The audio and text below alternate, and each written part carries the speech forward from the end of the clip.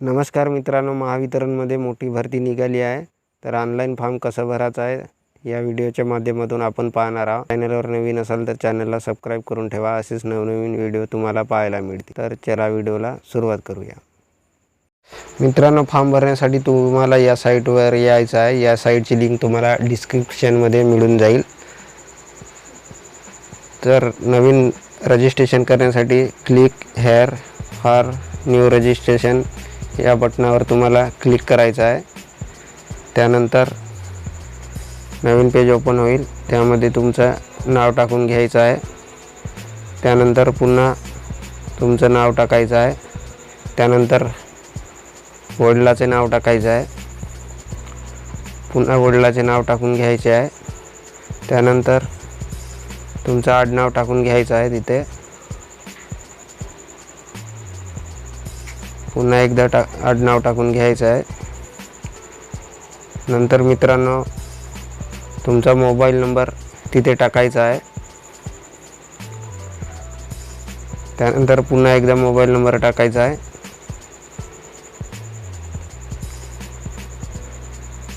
त्यानंतर मित्रांनो, तुमची ईमेल आय डी तिथे टाकायची आहे.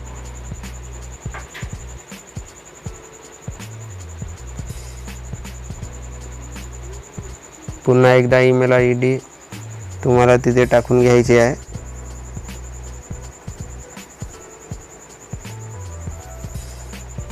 नंतर मित्रांनो, कॅप्चा जसा आहे तसा तिथे टाकून घ्यायचा आहे. कॅप्चा टाकल्यानंतर सेव्ह अँड नेक्स्ट बटनावर क्लिक करायचं आहे. त्यानंतर ओके करायचं आहे. त्यानंतर तुम्हाला फोटो आणि सिग्नेचर अपलोड करायचे आहे. फोटो 20 ते 50 KB असायला पाहिजे आणि सिग्नेचर 10 ते 20 KB पर्यंत असायला पाहिजे. त्यानंतर चूज फाईल यावर क्लिक करायचं आहे आणि फोटो सिलेक्ट करायचा आहे. ओपन करून घ्यायचा आहे. त्यानंतर फोटो सिलेक्ट झालेला आहे. आय कन्फर्म येथे टिक करायचं आहे. त्यानंतर सिग्नेचर तुम्हाला अपलोड करून घ्यायची आहे.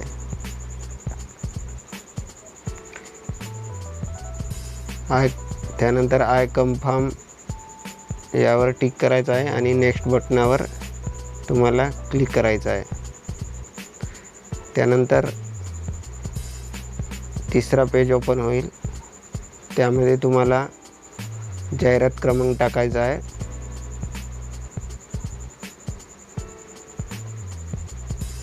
तुम्ही ज्या पदासाठी फॉर्म भरताय ती जाहिरात क्रमांक तुम्हाला सिलेक्ट करून घ्यायचा आहे. नंतर तुम्हाला तुमची कॅटेगरी सिलेक्ट करून घ्यायची आहे.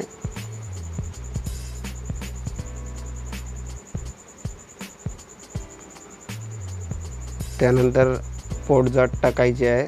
तुमची जी पोटजात असेल ते तुम्हाला तिथे टाकून घ्यायचे आहे. त्यानंतर आपण 40% आणि त्यापेक्षा जास्त दिव्यांग असलेले व्यक्ती आहात काय असाल तर यस करा, नसाल तर नो करायचं आहे.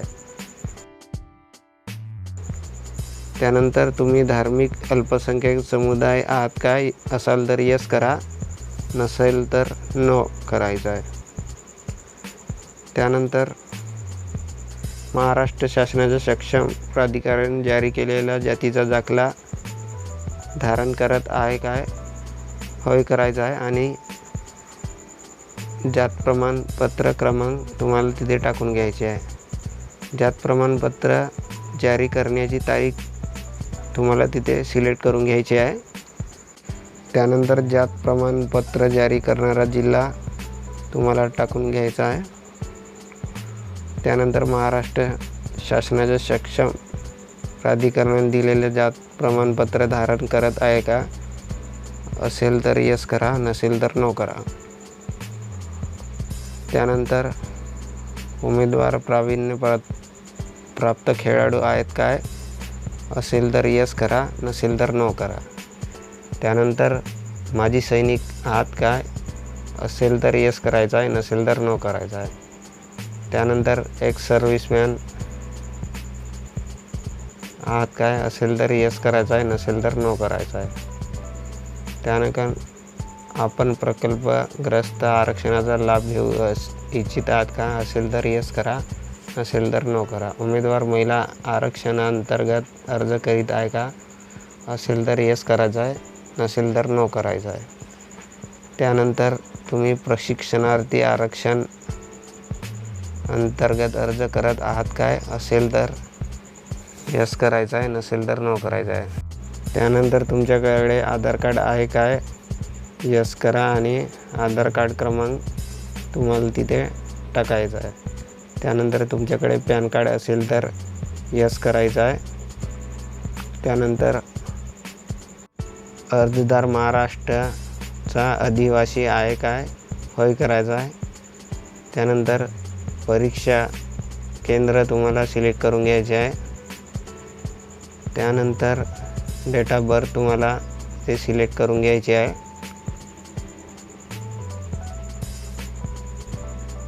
त्यानंतर जेंडर सिलेक्ट करायचा आहे.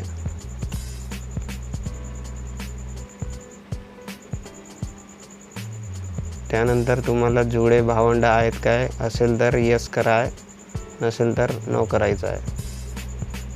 त्यानंतर वैवाहिक स्थिती तुम्हाला सिलेक्ट करायची आहे. त्यानंतर वडिलाचे नाव तुम्हाला तिथे टाकून घ्यायचे आहे.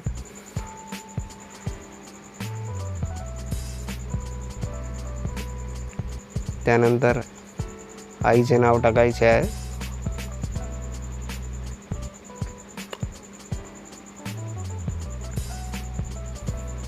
त्यानंतर मित्रांनो तुम्हाला ॲड्रेस टाकून घ्यायचे आहे.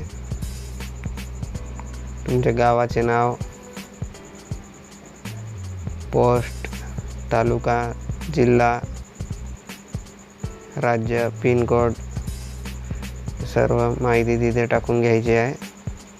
त्यानंतर तुम्ही सेम ॲड्रेसवर राहत असाल तर सेम ॲड्रेस या बॉक्सवर टिक करायचा आहे.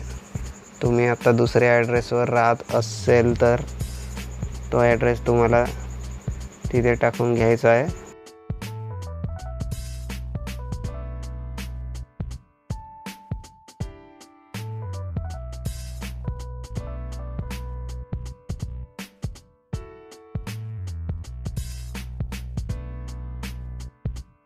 त्यानंतर तुम्हाला choose the address for GST invoice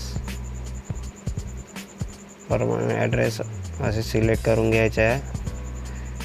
त्यानंतर व्हॅलिडेट युअर डिटेल या बटनावर तुम्हाला क्लिक करायचं आहे. त्यानंतर सेव्ह अँड नेक्स्ट बटनावर क्लिक करायचं आहे. त्यानंतर नवीन पेज ओपन येईल. त्यामध्ये एज्युकेशन डिटेल तुम्हाला टाकायची आहे. त्यामध्ये तुमचा बोर्ड सिलेक्ट करायचा आहे. 10वीची डिटेल, 10वी कधी पास झाले ते तुम्हाला टाकून घ्यायचं आहे.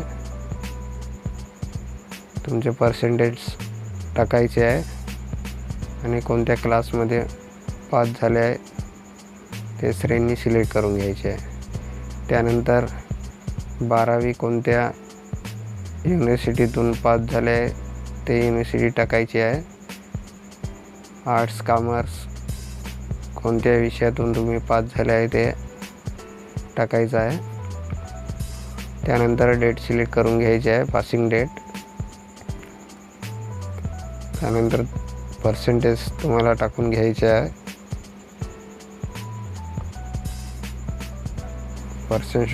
त्यानंतर क्लास सिलेक्ट करून घ्यायचा आहे, फर्स्ट, सेकंड, थर्ड. त्यानंतर तुमचे ITIची डिटेल टाकायची आहे. ITI कोणत्या युनिव्हर्सिटीतून पास झाले आहे ते युनिव्हर्सिटी टाकून घ्यायची आहे. त्यानंतर तुमचा ट्रेड सिलेक्ट करायचा आहे. पासिंग डेट तुम्हाला तिथे टाकून घ्यायची आहे. त्यानंतर पर्सेंटेज टाकायचे आहे.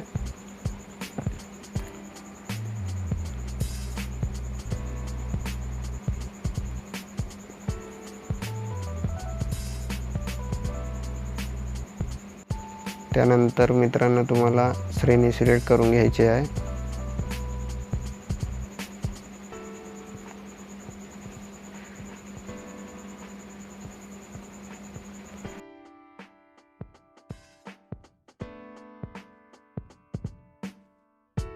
त्यानंतर मित्रांनो do you have Marathi language certificate as per advertise condition तुम्हाला यस करायचं आहे. त्यानंतर तुम्ही ITI उत्तीर्ण झाल्यानंतर महावितरणमध्ये तांत्रिक आउटसोर्स म्हणून काम केले आहेत काय, केलेले असेल तर यस करायचं आहे, अन्यथा नो करायचं आहे. त्यानंतर ज्या विभागात काम केले आहे त्या विभागाचे नाव तुम्हाला टाकून घ्यायचे आहे. त्यानंतर कधीपासून तुम्ही काम केलेले आहे ते तारीख सिलेक्ट करून घ्यायची आहे. कधीपर्यंत केलेले आहे ते तारीख तुम्हाला टाकून घ्यायची आहे.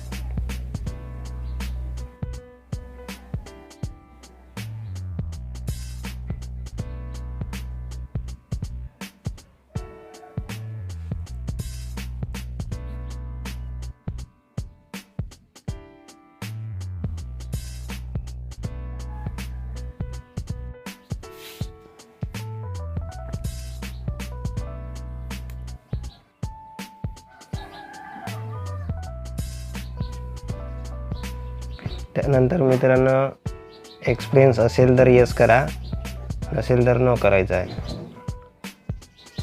त्यानंतर लँग्वेज तुम्हाला जी भाषा येते ती लँग्वेज तिथे सिलेक्ट करून घ्यायची आहे. वाचणे, लिहिणे, बोलणे. त्यानंतर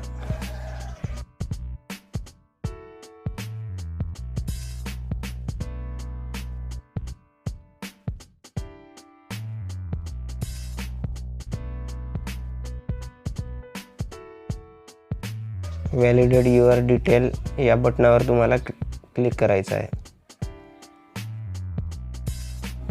ओके करायचं आहे. त्यानंतर सेव्ह अँड नेक्स्ट या बटनावर क्लिक करायचं आहे. पाहू शकता तुमच्यासमोर सर्व डिटेल येईल. त्यानंतर मित्रांनो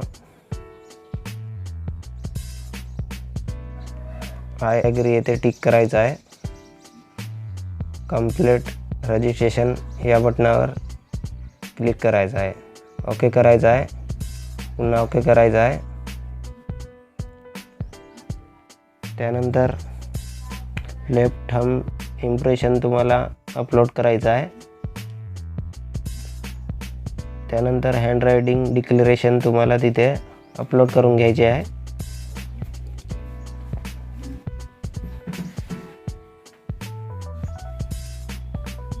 त्यानंतर कॅप्चर जसा आहे तसा तिथे टाकून घ्यायचा आहे आणि सेव्ह अँड नेक्स्ट या बटनावर तुम्हाला क्लिक करायचं आहे. त्यानंतर ओके करायचं आहे. केल्यानंतर आता तुम्हाला पेमेंट करायचं आहे. कॅप्चा टाकून घ्यायचा आहे आधी. कॅप्चा टाकल्यानंतर सबमिट या बटनावर क्लिक करायचं आहे. ओके करायचं आहे. तुम्ही पेमेंट QR ने करू शकता किंवा UPI 2-3 ऑप्शन आहे. कोणत्या तरी एक ऑप्शनने तुम्ही पेमेंट करू शकता. QR ने करायचं असेल तर QR जनरेट होईल. त्यामध्ये तुम्हाला फोनपे किंवा गुगल पेने पेमेंट करायचं आहे. पेमेंट केल्यानंतर मित्रांनो स्लिप जनरेट होईल. पेमेंट स्लिप जनरेट झालेली आहे. प्रिंट या बटनावर क्लिक करायचं आहे आणि प्रिंट करून घ्यायचं आहे.